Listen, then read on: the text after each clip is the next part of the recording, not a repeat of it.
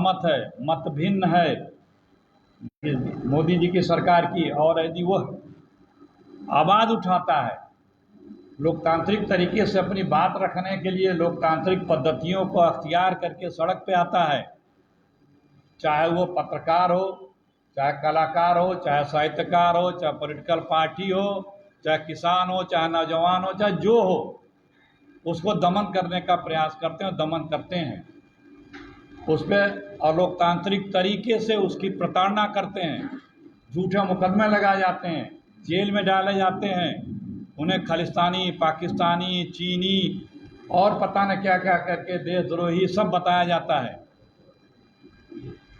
लेकिन मोदी जी को गलतफहमी है कि ये देश उनसे डरने वाला है या देश के लोग ये डरने वाले हैं। पूरा देश कांग्रेस के नेतृत्व में लड़के जो जिन लोगों ने आज़ादी लाई, वो इनसे डर के इनकी मंशा को क्या कभी कामयाब होने देंगे? कभी नहीं। इसीलिए आज वो परेशान है। आरोप लगाते हैं कि नेशनल हेराल्ड की संपत्ति ले ली। नेहरू जी ने अपनी 99% संपत्ति आज़ादी के बाद भारत राष्ट्र को समर्पित कर दी थी, और आज के तारीख में उनकी संपत्ति की कीमत 5 से 8 हज़ार करोड़ रुपए है। जिस परिवार का हर व्यक्ति, कोई व्यक्ति ऐसा नहीं था, 12-14 साल के भी बच्चे बच्चियां जंग आज़ादी में जेल गए, 12-13 साल जेल काटा नेहरू जी ने। वो परिवार पे इस तरह के ओछे आरोप लगाना, ये दिखाता है कि ये लोग किस लेवल पे जा करके लोगों के ऊपर कीचड़ फेंकने का काम करते हैं। और ये भी आप लोगों को पता होगा, क्योंकि सब चीज़ें मीडिया के माध्यम से सब जगह पहुंच रही हैं, आ रही हैं। ये जो कंपनी बनी है यंग इंडिया, ये धारा 25 जो अब 2013 के कंपनी एक्ट के तहत अब धारा 8 है, उसमें बनी थी। उसमें नियम ये है कि उस कंपनी के एक भी पैसा उसके शेयर होल्डर या जो काम कर रहे हैं उसमें बोर्ड में है, वो एक भी पैसा उसका उपयोग नहीं कर सकते हैं, उसके गाड़ी घोड़ा भी यूज नहीं कर सकते हैं, उसका कोई सुविधा भी नहीं ले सकते हैं। सिर्फ उसको रखवाने के लिए ये कमेटी है। तो और आज तक एक पैसे का ट्रांजैक्शन नहीं हुआ है, 1 रुपए की लेन देन नहीं हुई है, न किसी को पेमेंट हुआ, न भुगतान हुआ है, न किसी को उसका कोई फायदा दिया गया है। तो जब कोई लेन देन ही नहीं हुआ, कोई पैसा ही नहीं निकला, ऊपर से ये संपत्ति लूट इधर उधर न चली जाए, उसके लिए एक नियमानुसार, ये नियमानुसार ही ट्रस्ट बना है, कंपनी लॉ के एक्ट के तहत बना है, उसमें भी कोई अनियमितता नहीं है। कोई ये नहीं बता रहा है कि अनियमितता क्या हुई है, कोई ये नहीं बता रहा है कि कंप्लेंट क्या है, कोई ये नहीं बता रहा है कि वित्तीय अनियमितता क्या हुई है। तो इसे तो और सुरक्षित रखा गया और ये पूरे राष्ट्र की संपत्ति हो जाती है इस नियमों के तहत। लेकिन उन्हें तंग करना है इस परिवार को, उनकी गलतफहमी है, कोई डरने वाला नहीं है। ये कांग्रेस का वो परिवार है जिसने शहादतें दी हैं। कई लोग इस परिवार में शहादत दिए हैं, गोलियां खाई हैं, अंग्रेज़ों के समय जेल गए हैं, अपना सब कुछ न्यौछावर किया है। देश के लिए आए हैं ये लोग, इस परिवार के लोग। और जो कांग्रेस के हमारे जितने सदस्य हैं वो अपने लिए नहीं है। तो इन्हीं सब बातों को आज रखने आए थे आपके बीच में। सिलसिलेवार मैंने रखा भी कि किस प्रकार से न कोई अनियमितता हुई, न कंपनी बनाने में कोई अनियमितता हुई, न किसी ने कंप्लेंट किया, न कोई पैसे का लेन देन हुआ, किसी प्रकार की कोई आज तक अनियमितता बता ही नहीं रहा। और अपनी संपत्ति जो खुद सबको दे दे। अपने तो कहते हैं मैं चाय वाला हूँ, सोने से जड़ा सूट पहनते हैं।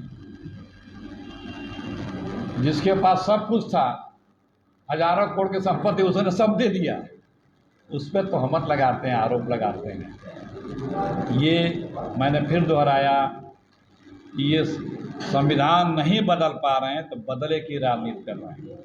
लाख ये बदले की राजनीति करें, संविधान नहीं बदलने पाएंगे और न ही लोकतंत्र को समाप्त कर पाएंगे, न ही आरक्षण समाप्त कर पाएंगे।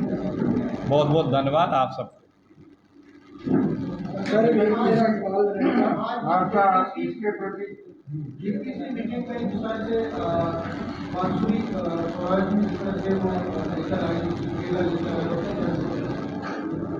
मैंने आपको बताया कि कोई अगर इस तरह से कर रहा है तो कोई आरोप तो बताए। आज तक किसी ने भी, जांच एजेंसियों ने भी कोई आरोप नहीं बताया। आरोप तो बताए, कोई ट्रांजैक्शन तो हुआ हो, कुछ भी। मैंने आपको बताया पूरा।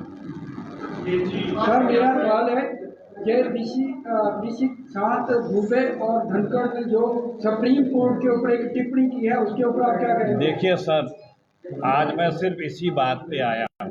ये इसी बात के लिए प्रेस कॉन्फ्रेंस देश में हो रहा है। तो हमारा आप लोगों से अनुरोध है कि बाकी प्रश्नों के जवाब तो हमारे स्थानीय नेता सब हैं, देंगे। आज कार्यकारिणी हो रही है। आज हम जिस पर्पज के लिए आए हैं उस पर्पज पे हम बात करना चाहते हैं। आज एक और स्टेटमेंट दिया, उन्होंने कहा कि जो इमरजेंसी का एरा था, देखिए मैंने आपसे कहा ना, ये इमरजेंसी के बारे में बहुत सी बातें हो चुकी हैं। हमारा आने का जो मकसद है वो आज ये है। तो हमारा विनम्र अनुरोध आप लोगों से है कि राहुल गांधी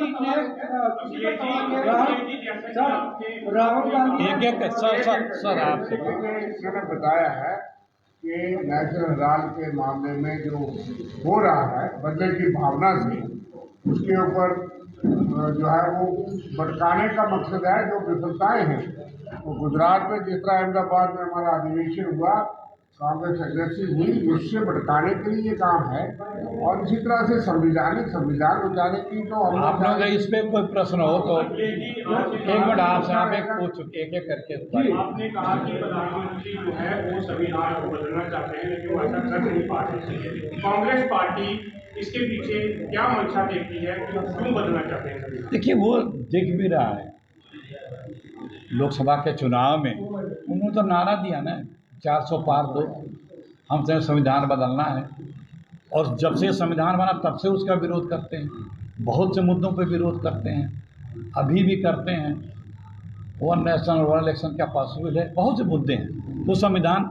लेकिन कांग्रेस पार्टी, उन्हें पता है कि जब तक ये कांग्रेस पार्टी और कांग्रेस पार्टी का मजबूत नेतृत्व में इस देश का विश्वास है, तब तक वो ये सब चीज़ों को बदलने में कामयाब नहीं हो पाएंगे। सर मेरा सवाल है कि राहुल गांधी अमेरिका में जाके चुनाव आयोग पर, सर मैंने आपसे अनुरोध किया, आप ध्यान नहीं दे रहे हैं मेरी बात का। इस पे बीजेपी ने एक बड़ा कटाफ किया है उसके ऊपर। अरे मैं आपको इस बार जो मुद्दा है, ये मुद्दे पे जी आज कुछ रिपोर्ट छपी है कि ये जो हरार वाला सारा मसला है, मामला है, इस पर अब प्रियंका गांधी पर भी जो है जांच की आज आ सकती है। नहीं, वो तो ट्रस्ट में है भी। देखिए वो लोग किसी भी लेवल पे किसी को भी जाके प्रताड़ित कर सकते हैं। जब उन्हीं की जांच एजेंसियों ने इसे 2015 में क्लोजर दिखाया था, जांच करके कहा कोई अनियमितता नहीं हुई, फिर उसको बिना किसी रीजन, बिना किसी कंप्लेंट के देखिएगा अदालत में एक दिन में मुकदमा नहीं टिकेगा। 2012 में